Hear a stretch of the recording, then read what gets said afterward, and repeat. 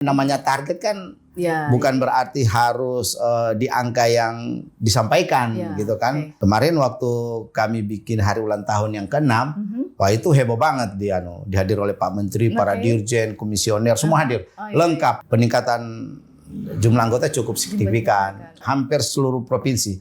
Sementara harga tanah di sana murah. Murah. Developer Apernas Jaya bertanggung jawab membangun rumah yang berkualitas. Harga yang udah ditetapkan oleh pemerintah, Ya.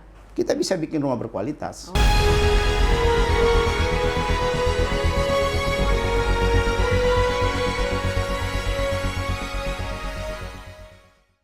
Assalamualaikum warahmatullahi wabarakatuh. Apa kabar, sahabat Koridor TV? Hari ini saya akan berbincang dengan Ketua Umum Asosiasi Pengembang Perumahan Nasional Jaya. Beliau adalah Bapak Dr. Andriliwan Muhammad. Dan kita akan berbincang tentang asosiasi ini yang bisa dibilang asosiasi paling muda dari asosiasi pengembang yang ada di Indonesia. Bagaimana Pak Andri? Ya baik, makasih. Terima kasih Mbak. loh kesempatannya untuk kita berbincang tentang Apernas Jaya ininya. Pak, mungkin saya mengawali ini. Apernas Jaya itu di awal tahun ini akan berencana membangun sejumlah 9.985 unit rumah untuk pendukung program 3 juta rumah. Ya. Nah, target itu kita sudah menjelang akhir tahun nih. Ya. Bagaimana pencapaian ini, Pak? Pencapaian Apernas Jaya untuk tahun ini memang beda dengan pencapaian tahun sebelumnya. Memang tahun ini kami agak meningkat. Ya. Kami meningkat, namun karena kami dari 17 asosiasi yang berdiri, kami itu yang paling termuda dari 17. Alhamdulillah sekarang kami kadangkala masuk di 5 besar, 6 besar, 7 besar.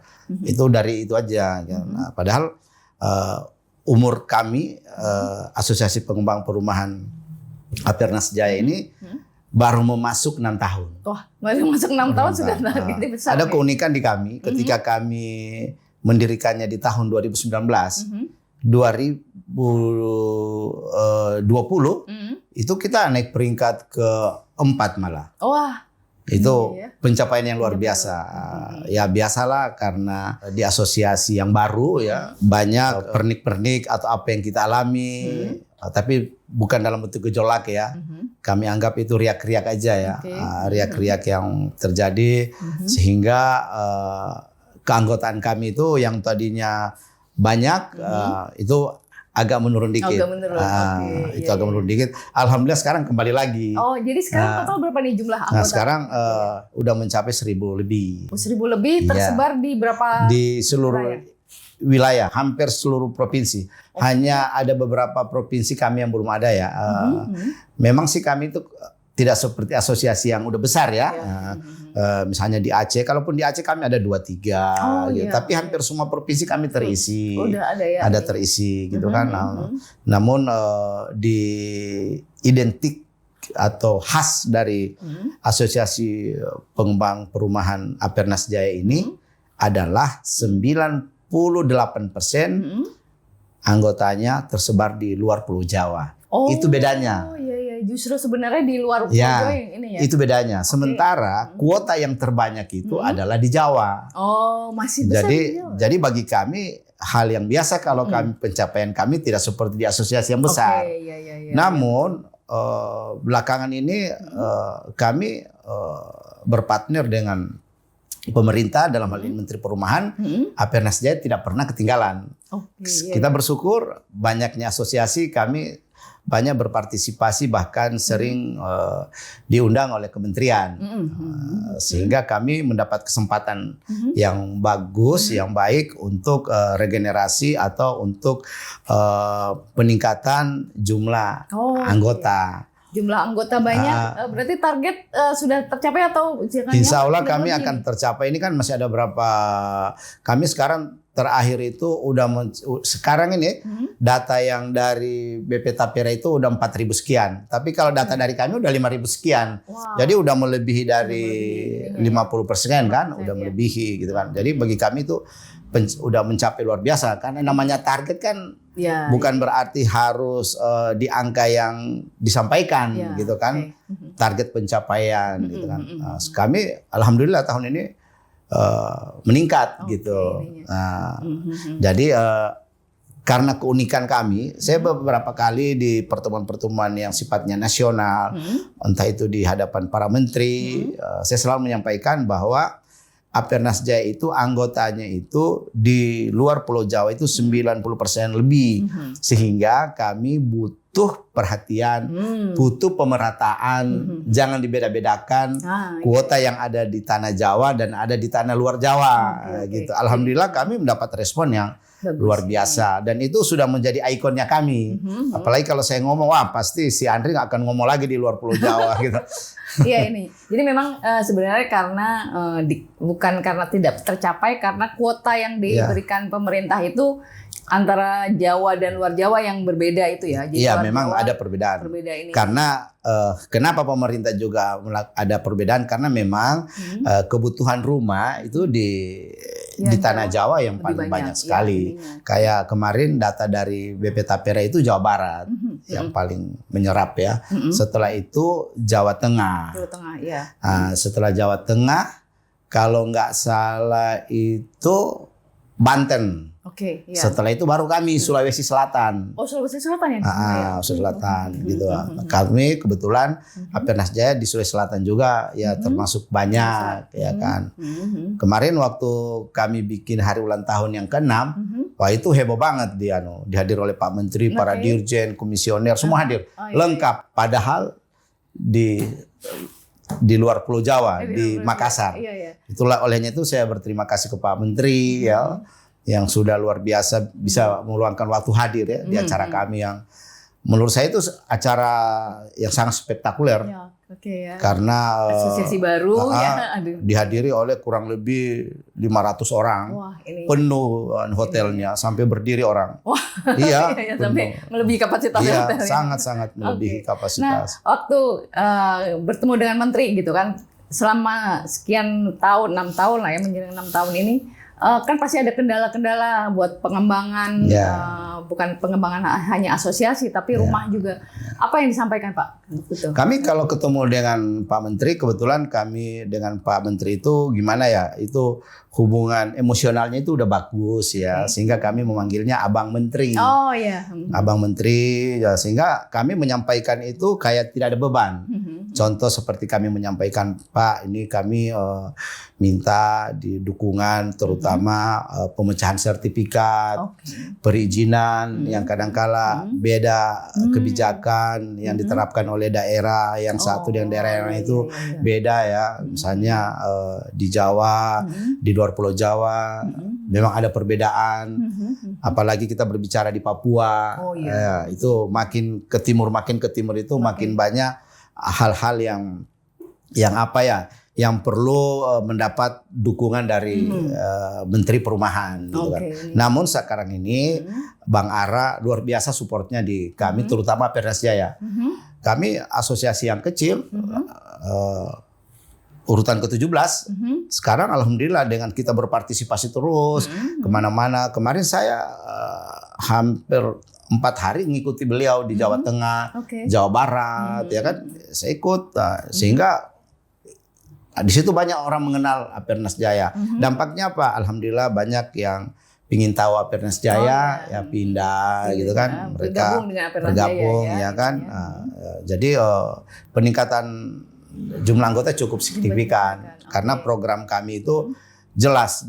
Pertama kita mengayomi anggota, kadang-kala saya turun langsung ya, untuk membantu kendala-kendalanya mereka. Terus kita bisa jadi jembatan antara daerah dan pusat. Kita sampaikan perbankan di daerah maupun perbankan ke pusat, dari BP Tapera, dari daerah ke BP Tapera, kita sampaikan, dan semua ini terakomodir oleh kementerian PKP dan BP Tapera.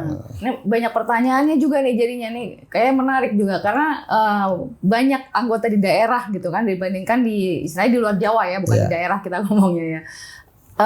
Apa sih sebenarnya kendala pembangunan perumahan rumah rakyat lah kita bisa bilang ya, jangan selalu juga rumah subsidi. Rumah rakyat di luar Jawa dengan di Jawa yang tadi sebagian Abang udah jelaskan. Apa sih besarnya? Sebenarnya secara signifikan perbedaan itu tidak terlalu nampak ya. Cuman kalaupun perbedaan pasti ada antara regulasi yang diterapkan, terutama di daerah. Di daerah itu pertama mungkin karena kendala komunikasi. Seperti contohnya kemarin BPHTB gratis.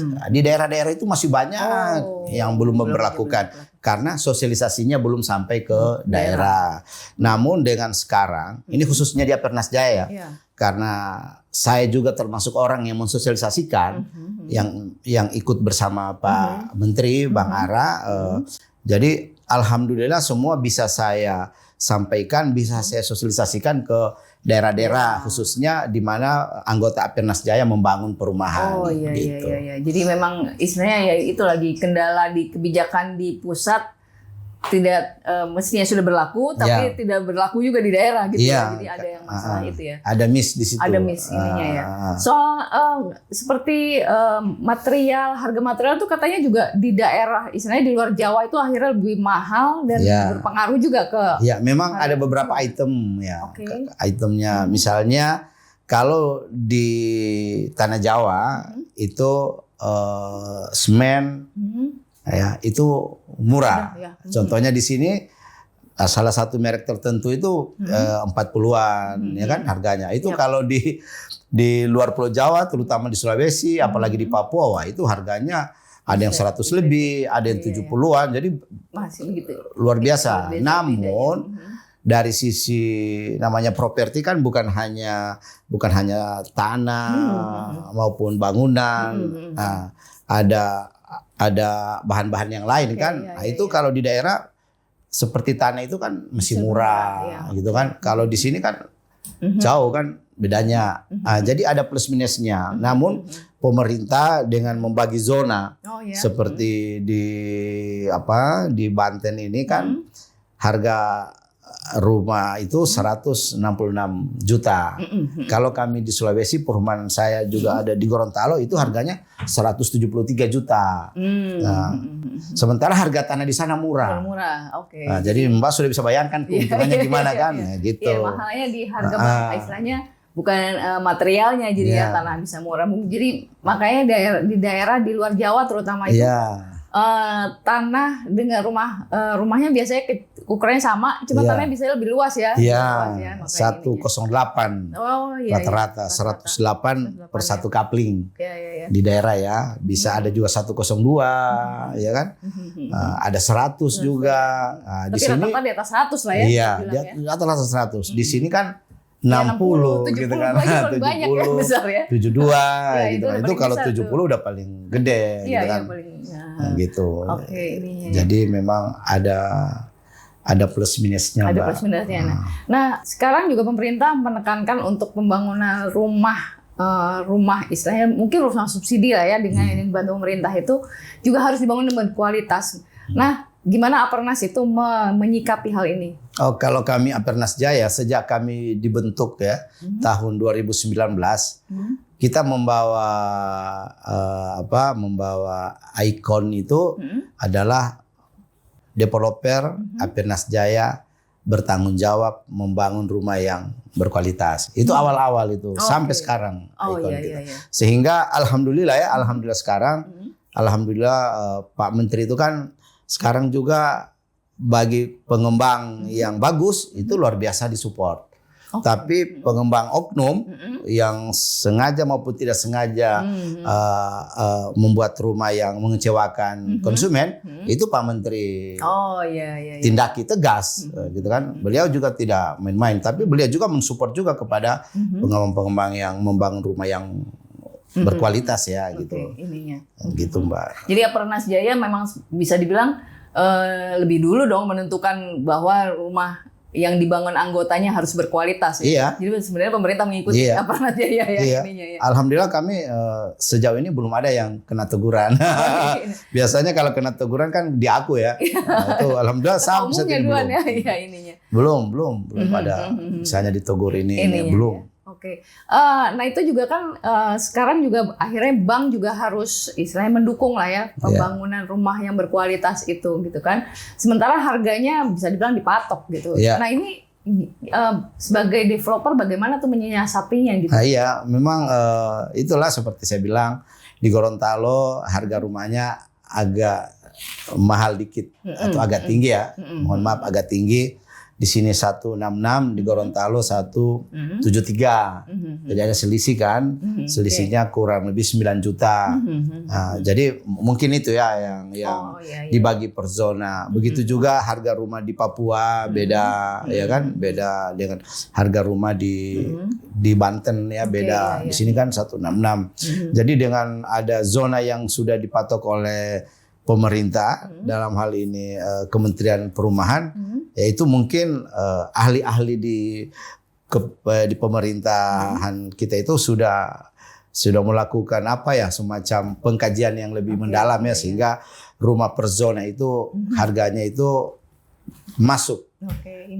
Jadi RAB-nya. Sampai saat ini Aparnas Jaya masih istilahnya bukan setuju tapi memang bisa menyesuaikan lah ya dengan keputusan pemerintah itu tepat ya. Iya. Udah bagus pemerintah kita sekarang. Cuma tentunya pemerintah terutama sekarang dengan adanya isu bahwa semua gratis ya, itu kan masih ada yang belum. Tapi itu sedikit persentasenya Mbak.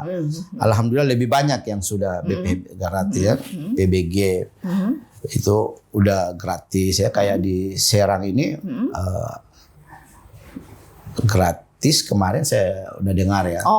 Kemarin meskipun waktu saya awal membangun itu masih bayar. Tapi sekarang saya dapat informasi dari teman-teman ya udah gratis. Jadi ini kan berarti apa kabar yang baik bagi kami pengembang yang bayar gitu. Nah, rumah berkualitas itu kan identik dengan harga yang tinggi ya. Iya, betul. Ini kan kaitannya juga banyak developer itu bangun rumah subsidi. Nah itu gimana nih rumah subsidi tapi berkualitas nih gimana? Iya, memang sebenarnya bagi saya bukan dilema ya, bukan dilema. Memang ya itulah Pak Menteri selalu bilang begini, ya kita harus membangun dengan hati, membangun dengan penuh tanggung jawab. Ya kalau kita memang punya niat kita membangun rumah ini, ibarat kata anak kita yang tinggal di situ atau kita sendiri yang tinggal di situ atau keluarga kita yang tinggal di situ, saya rasa kita sebagai pengembang ya tentunya akan membangun yang sesuai keinginan kita ya. Tentunya kalau keinginan yang mau tinggal di rumah kan harus rumah yang baik ya dan berkualitas gitu kan. Walaupun berapapun harganya mestinya ya. Karena memang saya yakin dengan harga yang ditetapkan oleh pemerintah itu bisa kita membangun yang berkualitas. Jadi sebenarnya developer dengan harga segitu juga masih untung lah ya. Iya, masih pasti kalau untung. nggak jadi developer lah ya. Iya. Memang developer itu butuh mendevelop kan, artinya dia membangun lah. Jadi dia dan di dalamnya kan banyak yang terkaitnya di dalam kan, ada toko bangunan, ya kan, terus ada material, pembangunan yang lain lah ya. Jadi memang bisnis yang menantang. Apakah juga mungkin istilahnya rumah subsidi diganti kali Bang ya? Iya. Kami dari Aparnas Jaya sebenarnya menginginkan kalau boleh pemerintah itu menamakan ini rumah nasional atau rumah rakyat, atau rumah berkualitas, supaya soalnya kalau kami sendiri itu kalau mendengarkan subsidi itu kan banyak yang disubsidi oleh pemerintah kan, bahan bakar, meskipun maksudnya pemerintah itu kayak subsidi gas, tapi buktinya yang pakai gas juga orang-orang berduit, subsidi PLN kan semua. Begitu juga subsidi rumah. Nah, jadi saran saya jangan disamakan. Oh iya. Jangan disamakan. Kalau rumah ya bilang aja ini rumah rakyat atau rumah nasional ya. Rumah nasional bagus rumah ini. RN. Kalau sekarang kan MBR. Masyarakat MBR. RS ya kan. Dulu lebih parah lagi, rumah sangat sederhana RSS ya. Jadi yang menciptakan itu kan orang berpengaruh juga kan. Jadi maksud saya kalau saya sih lebih condong jangan ada lagi dari rumah subsidi. Sebut saja dia rumah nasional atau rumah rakyat atau rumah apa gitu kan. Yang menggambarkan bahwa ini rumah ya rumah. Iya, betul. Jadi rumah walaupun harganya disubsidi, tapinya kualitasnya mestinya ya layaknya rumah yang rumahnya layak huni, sehat gitu ya. Nggak bisa sembarangan juga dibangun sebenarnya. Iya, kayak di daerah Nusa Tenggara Barat tuh. Terutama di Bima. Itu perumahan apapun namanya, misalnya Arsol, tetap masyarakat di sana menyatakan BTN. Oh iya, karena jadi, udah konotasinya. Ya? Itu kenapa kita bikin aja begitu misalnya, ini BTN nih atau apa gitu. Oh, ini rumah rakyat nih.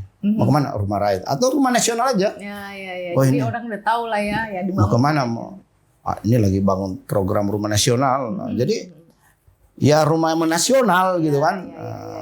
Tidak ada semacam image rumah subsidi berarti orang-orang tinggal di dalam itu orang-orang yang disubsidi gitu kan. Orang-orang itu mungkin juga istilahnya berpengaruh pada psikologi orang yang menempati. Iya. Dan gimana ya sehingga kami dari Apernas Jaya itu saya bilang waktu di pidato saya di hadapan Pak Menteri saya bilang Pak Menteri mohon maaf kami di Apernas Jaya itu rumah subsidi itu nama program. Jadi jangan dibilang rumah program pemerintah dong. Oh iya. Iya kan? Oh ini rumah program pemerintah. Jadi disingkatlah dengan rumah subsidi. Cari rumah nasional. Oh ini rumah program pemerintah karena di situ itu ada bantuan pemerintah kan kepada konsumen. Kepada konsumen gitu. Pak Menteri gimana responnya? Oke, akan dia senyum. Iya. Dia senyum. Bagus ketum. Karena rumah subsidi itu saya bilang saya Pak Menteri izin doakan Arsolen. Kami lagi bangun pilot project. Ini saya jadikan pilot project. Saya membuktikan loh bahwa dengan harga yang udah ditetapkan oleh pemerintah, kita bisa bikin rumah berkualitas. Oke, ya. Kita karena kenapa kita udah bersyukur ya, udah mendapatkan pemilik konsumen bunga kecil. Terus kami udah ada BPHTB, semua PBG gratis, PPN gratis ya, meskipun masih ada daerah-daerah yang belum ya. Ini kan akan mengurangi kos gitu. Sehingga memang saya juga pingin kemarin udah menyampaikan ke Pak Menteri, ke Bang Aras, bilang Bang, aku 20.000 pun aku mampu bangun, tapi dengan syarat di mana lahan yang aku mau bangun, di situ pemerintah bangun untuk buka infrastruktur. Jadi dibantu pemerintah untuk infrastrukturnya ya. Termasuk katanya listrik PLN itu juga. Iya, ini kadang-kala kita masang PLN lama nunggunya. Terus ya biasalah tetap ada administrasinya kan.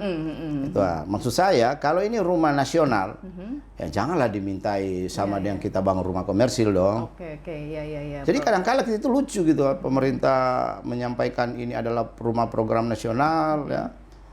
Tapi kok PLN tetap menerapkan yang sama dengan orang bangun rumah komersil. Iya kan? Jadi enggak kayak kita kayak kita dimintai sekian. Ya kan? Sekian buat untuk buat masukin jalur baru ya. Kenapa kalau yang namanya rumah nasional itu ya janganlah, ya itu maksud saya gitu. Kalau itu diterima oleh pemerintah. Semoga diterima ininya ya. Baru tolonglah kalau boleh usulan kami Apernas Jaya nggak usah penyebutannya rumah subsidi, tapi rumah nasional lah. Rumah nasional supaya standarnya ini rumah begini ya. Kalau standar rumah nasional ya orang pingin rumah yang baik, yang berkualitas. Ya, betul. Ya kalau rumah subsidi sudahlah ada subsidinya di situ biar kayak gitu kan. Beda itu ininya ya. akan dilakukan oleh oknum ya, Tapi kalau pengembang-pengembang yang bagus ya dia nggak akan melakukan itu.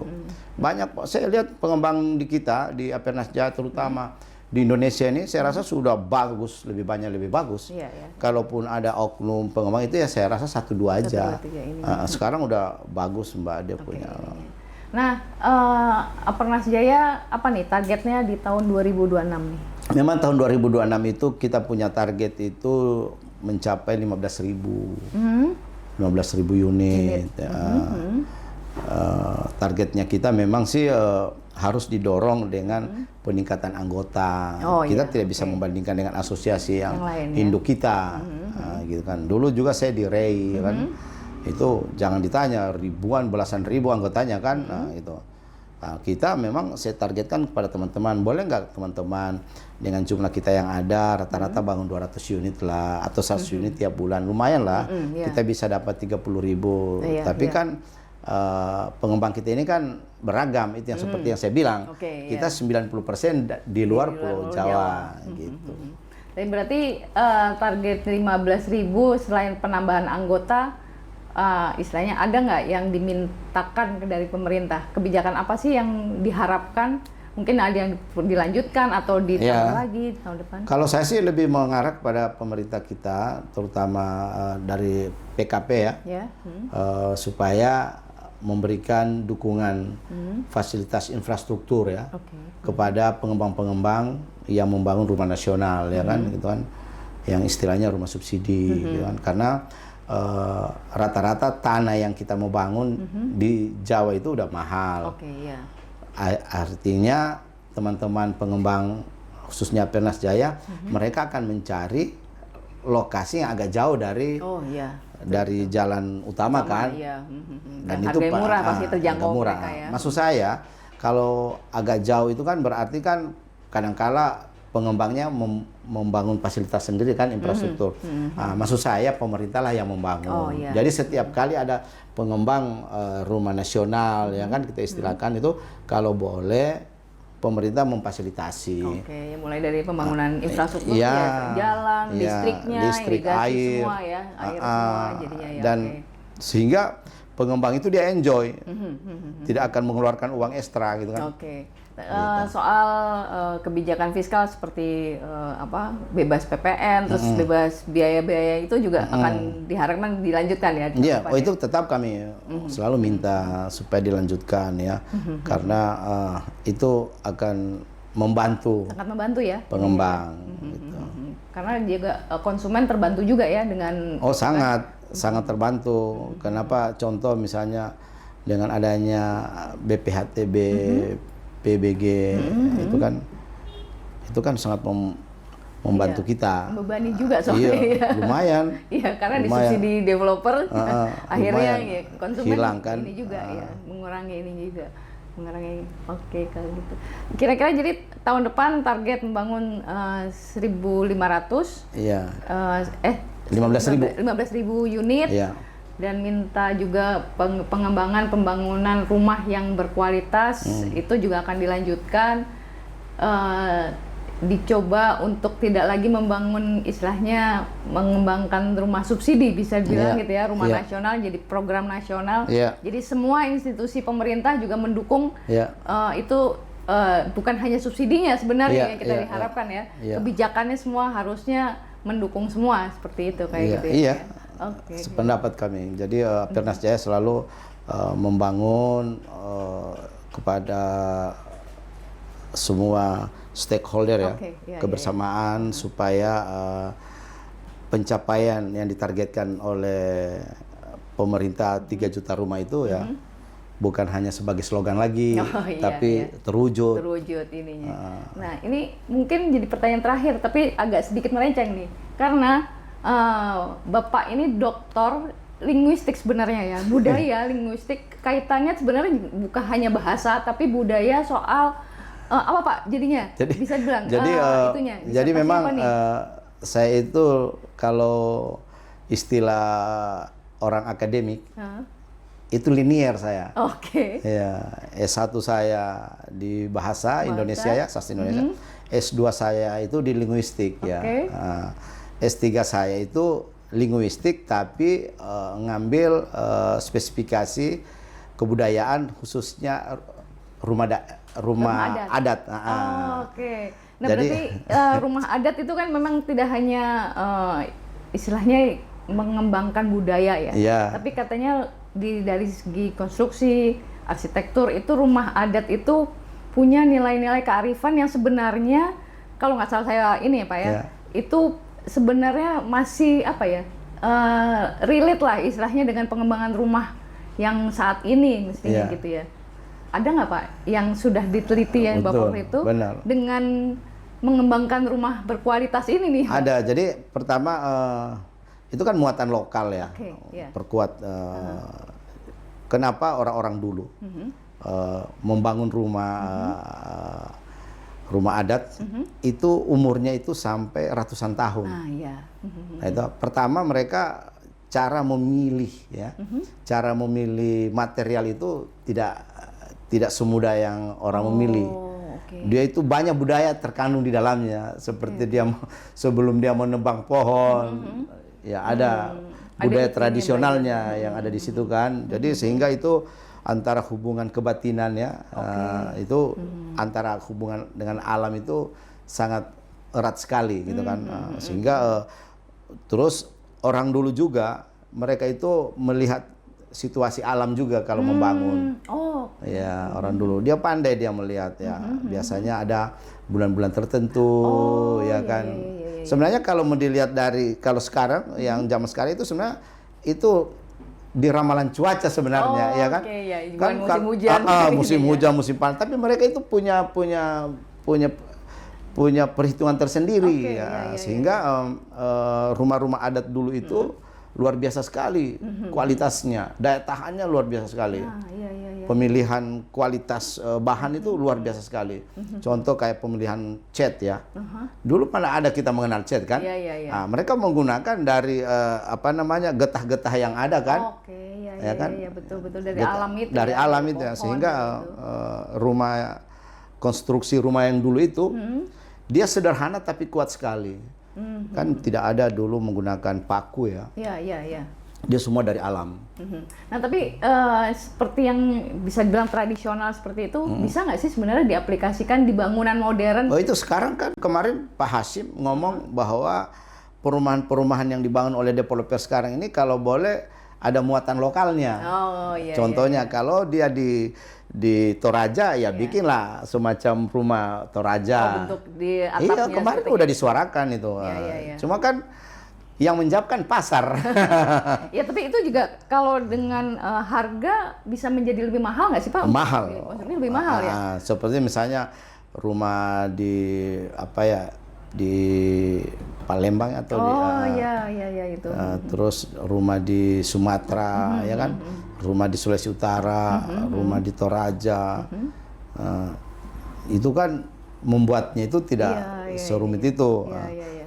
Kemarin sempat ada bahwa rumah yang kita bangun itu harus punya muatan lokal. Memang sih sempat jadi ada semacam diskusi. Kami melihat kalau sekarang itu mungkin yang menentukan pasar. Oh iya. Tapi kan mungkin muatan lokal tidak harus dari desain kan Pak, bisa Iya. jadi material yang digunakan Iya, adalah tapi dari kalau saya lokal. pribadi sangat bermanfaat bagi saya dengan disiplin ilmu yang saya disertasi saya itu menyangkut rumah adat Gorontalo. Oke. Rumah adat Gorontalo itu luar biasa, fungsinya luar biasa juga. Dia menjadi tempat untuk bermusyawarah, tempat sidang. Jadi memang rumah adat dulu itu adalah memang benar-benar untuk menaungi warga. Oh iya. Jadi bukan hanya sekedar untuk tempat tinggal. Jadi fungsi rumahnya Fungsinya itu luar ya. biasa. Oke, iya. Rumah dulu ya rumah adat, sehingga setelah adanya rumah adat misalnya khas, mohon maaf Mbak dari Saya Jawa. khas dari Jawa mana? Jawa Tengah. Misalnya rumah dari Jawa Tengah misalnya apa ya? Semarang ya? Iya, ini. Iya, Jawa Tengah Semarang kan? Jawa Tengah. Atau Jogja ya, maksudnya. Itu kan sudah ada standar yang dikeluarkan oleh apa leluhur kita kan, bahwa nih kalau di Jawa Tengah itu bentuk tampilan depannya ada. Jadi di sana itu ada kedisiplinan untuk berarsitektur. Itu yang menjadi itu. Kadang kalau mereka yang lucu yang menguji saya itu agak bingung. Mereka kan orang budaya, sementara saya arahkan ke konstruksi. Akhirnya ya ada dosennya dari yang mengetahui tentang arsitek kan. Karena saya berbicara banyak arsitek kan. Padahal pada yang terkandung kayak saya melihat kayak rumah ini kemarin kita bangun memang sih sudah merupakan hal model rumah yang sekarang ini kan Skandinavia ini kan model yang kita ambil dari Eropa ya. Terus jadi ternyata cocok juga di Indonesia. Iya kan? Jadi ada penyesuaian juga dengan lingkungan sebenarnya ya. Padahal kalau mau dipikir bukan budaya kita. Di situ aku tertarik. Sampai dibilang oleh tim marketing saya, tim arsitek, waduh, ketum ini biayanya lumayan. Cuma saya yakin, daripada kita bangun rumah tapi tidak laku, yang murah, mendingan yang agak mahal tapi cepat laku. Mana yang kalian pilih? Oh iya itu kita buktikan. Memang sih belum laku banyak, tapi pujian sudah banyak datang dan sudah banyak orang yang mau berminat. Cuma itu kembali lagi ke aturan yang diterapkan oleh perbankan. Nah, disitulah yang menambah disiplin ilmu saya itu doktornya itu yang membuat keyakinan saya bahwa ini bisa bagus. Yang penting karena waktu saya teliti rumah adat Gorontalo itu, ya memang apa benar kata Pak Menteri itu, membangun dengan hati itu, itu jadi memperkokoh itu rumah itu sendiri. Orang dulu begitu bangun itu, mereka membangun gitu dengan luar biasa. Tidak digaji mereka satu tetangga, tapi kebersamaan yang luar biasa. Gotong royong luar biasa. Sudah akhirnya rumah itu jadi kokoh itu. Contohnya nih, dia lagi ngikat nih. Nah, karena memiliki rasa hubungan batin yang luar biasa, ya. Kalau kita kan orang yang kerja di sini semua kita gaji, lambat kita bayar gaji, ya dia ngikatnya nggak kuat. Itu bedanya, Mbak. Itu bedanya. Kan semua kita ini secara proporsional ya, dan ada pembayaran gajinya kan. Iya betul. Ya kan? Jadi emosionalnya ada. Ya katakanlah orang membangun sudah sebulan lebih tidak digaji dia. Itu akan mempengaruhi kualitas rumah. Beda dengan orang dulu kalau bikin kebudayaan, bikin rumah adat itu. Karena ada istilahnya dia merasa menjadi bagian lah ya. Dia bagian dari memiliki rumah itu. Jadi mungkin yang bisa dilihat adalah rumah itu dimulai juga dari proses memilih materialnya dan membangun dan juga filosofi rumah itu kan luar biasa. Bukan hanya rumah sudah bangunan saja. Bukan hanya untuk tempat tinggal. Bukan hanya bangunan yang dimana dia cuma di tempat tinggal gitu, tapi memang dia bagaimana yang tinggal di situ merasa nyaman, merasa aman, ada nilai sakralnya juga, merasa memiliki rumah itu gitu ya, merasa punya kebanggaan juga tinggal di situ gitu ya. Jadinya memang kualitas bangunan yang dulu itu mungkin kearifan lokalnya bukan dari cuma hanya sekedar desain ya sebenarnya yang diharapkan bisa diambil gitu ya ke ininya ya. Jadi memang kadang-kadang kawan tanya sama dia, terus apa itu bro dokter umur, saya bilang dokter aku di rumah adat. Rumah adat kenapa? Ya itu mereka itu mengutamakan kualitas dan nilai fungsi itu bukan hanya sekedar tempat tinggal. Tapi merupakan tempat untuk bermusyawarah, tempat untuk dijadikan kadang-kala jadi tempat sidang. Kalau ada orang yang perlu ditunjukkan mana yang benar itu dibawa ke rumah adat gitu. Jadi saya juga baru tahu setelah saya melakukan penelitian. Gitu, Mbak. Terima kasih sekali loh Pak. Ini penjelasannya itu jadi rumah soal rumah berkualitas itu tidak hanya fisiknya, tapi juga fungsinya di rumah itu ya Pak ya. Ini semoga sukses terus buat Apernas Jaya. Bisa bertambah lagi anggotanya, bisa bertambah lagi unit rumah yang dibangun dan kontribusinya untuk pembangunan rumah di Indonesia. Terima kasih. Terima kasih.